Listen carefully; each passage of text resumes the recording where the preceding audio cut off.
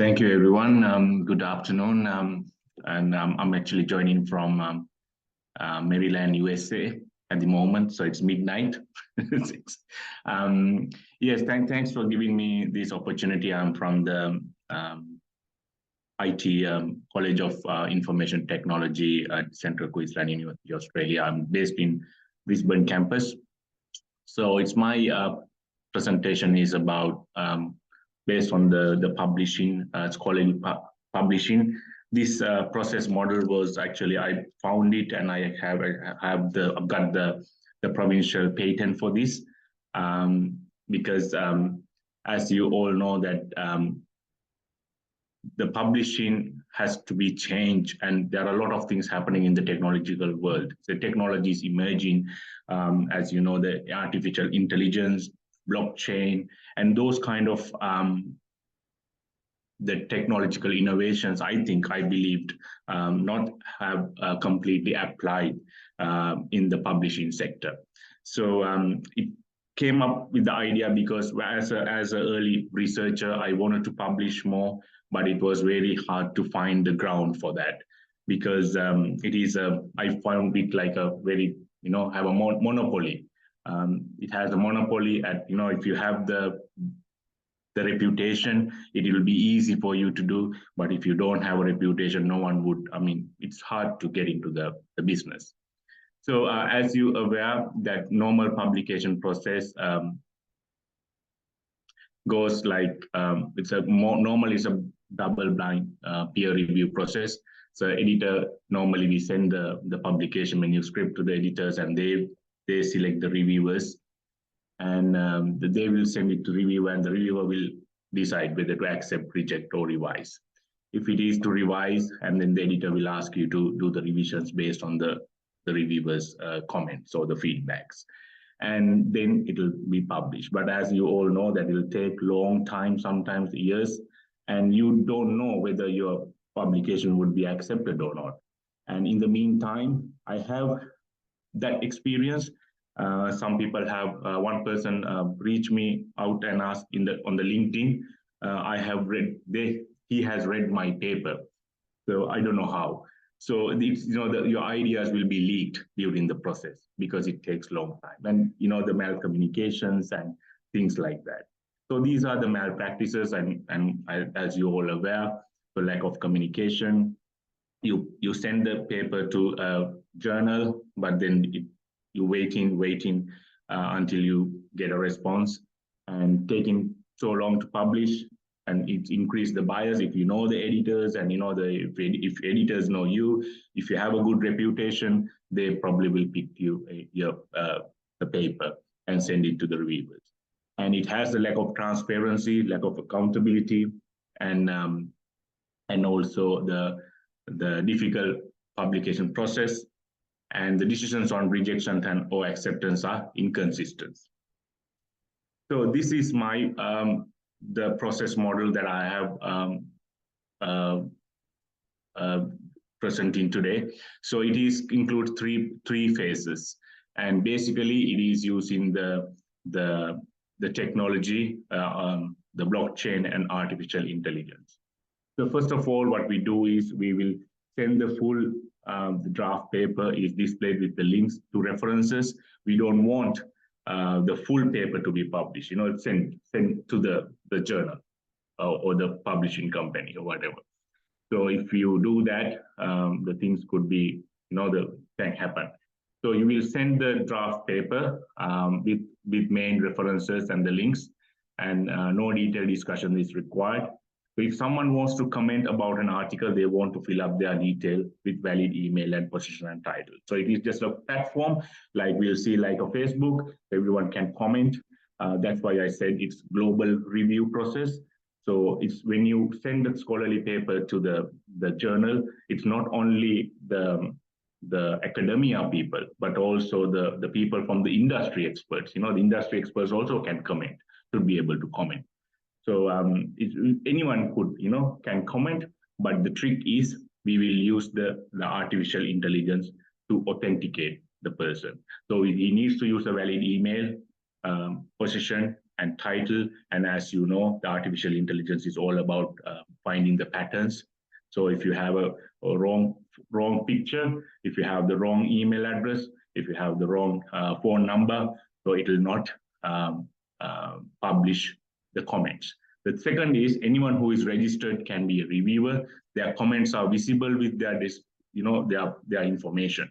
So in any reputable person who would, I mean, if you want to give the bad language or something, the system will automatically moderate them before publishing. So once the person is accepted, the moderators of the system, which is a computing process, no one would moderate. It'll done automatically. So it'll automatically publish the comments. So if you want to, for an example, give a comment, so the email will be sent to the person who actually added the comment. So and it'll ask, okay, whether have you done any comment or feedback on this journal, to this particular submission. So if you say yes only, it will come through the system, and the system will check all the for the bad language or anything that you need to be moderated. It will moderate, and it will publish the comment. The same as for an example, the Facebook. The Facebook doesn't have that, but the system can moderate the comments. The reviewer should vote, accept, reject, or neutral. So we can just have three options, whether to the people who read the journal article can accept it, or they can reject it, or they can be neutral. So the voting period we will take about 2 to 4 weeks. So if the paper crosses the threshold of 20 reviews and an average of 0.5, for an example, so it goes into the accepted with revision category. So you can see now the editor's bias is not has any impact on this.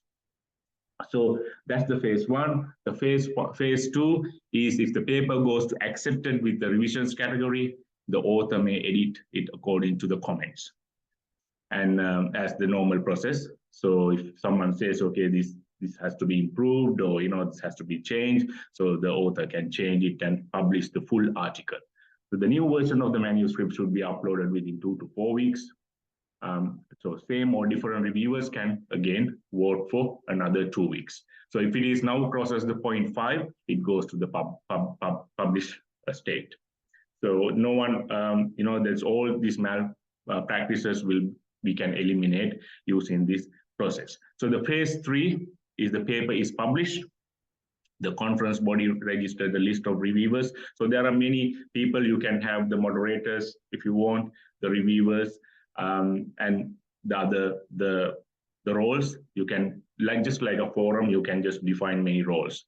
So anyone with suitable qualification and experience can register.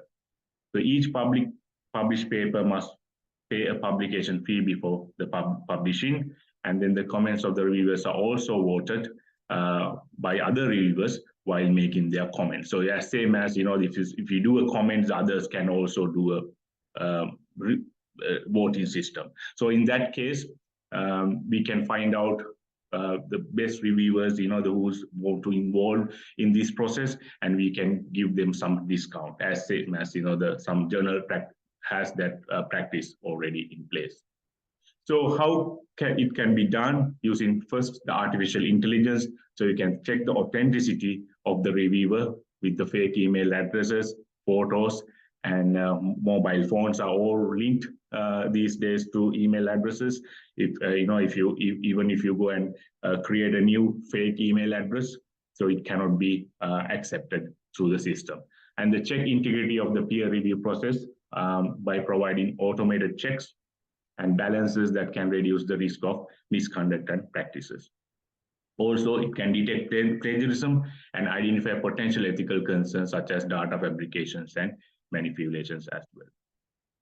And also the AI algorithms can be used to identify and flag potential fake peer reviewers based on the publication histories, citation patterns, writing styles, and reviewers with fake email addresses can be identified easily. And that can be used to for the negative citation system. So we all know that, even in Australia, we have, demerits points. Yeah, if you do something wrong, we get the demerits points, something like that. So the system can identify who is the fake people who's running the things, and if they send the paper again, so the system will not accept it straight away, can reject. So it can simplify the process. Where does the blockchain fit in this place? So as you know, the blockchain is not just only about the Bitcoin. So I have actually designed another system for the superannuation fraud using blockchain. So blockchain can be used for any system, so which is very decentralized and trustworthy and immutable, and also you can trace. Using the blockchain, you can trace all the activities. So for that, so if someone put something on the system, so it will be there.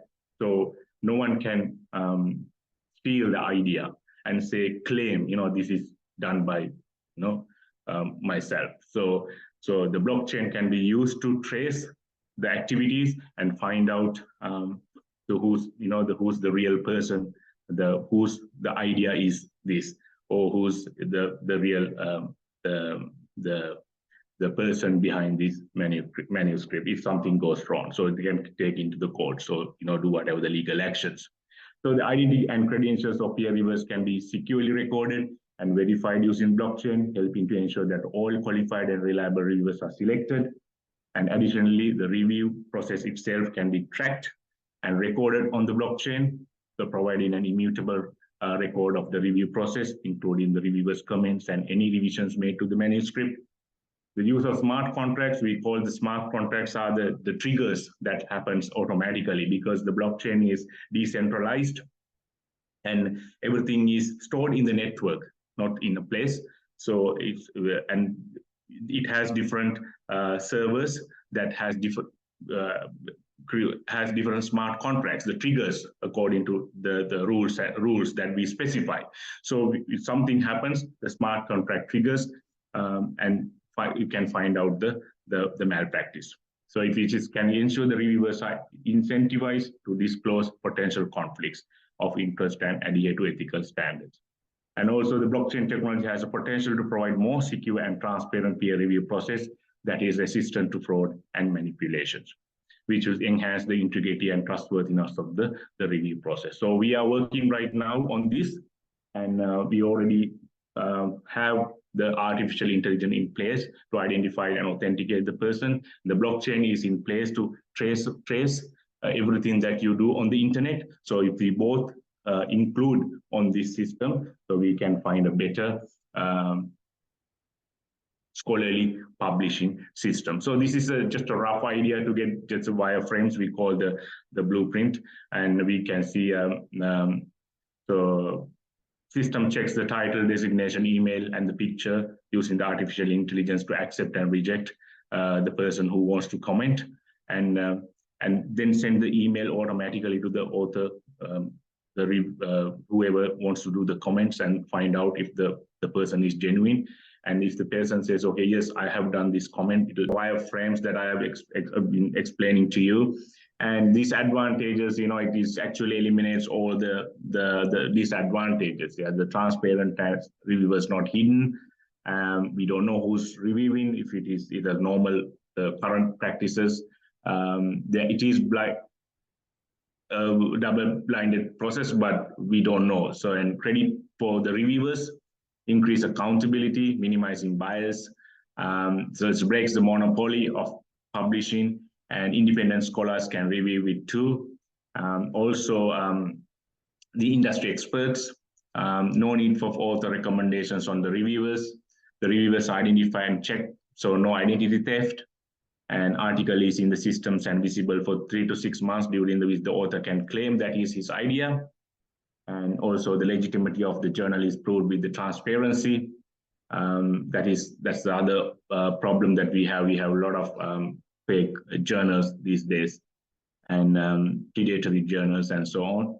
And general public, industry experts see whether the article is reviewed properly, and the key ideas are challenged and criticized. and decisions on rejection or acceptance consistent. And also same manuscript may be peer reviewed many times over.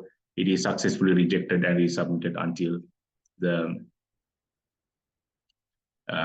it finds the acceptance. So extend to negative citation systems in the future to identify the fake authors and so forth. So those are the advantages, and thank you very much.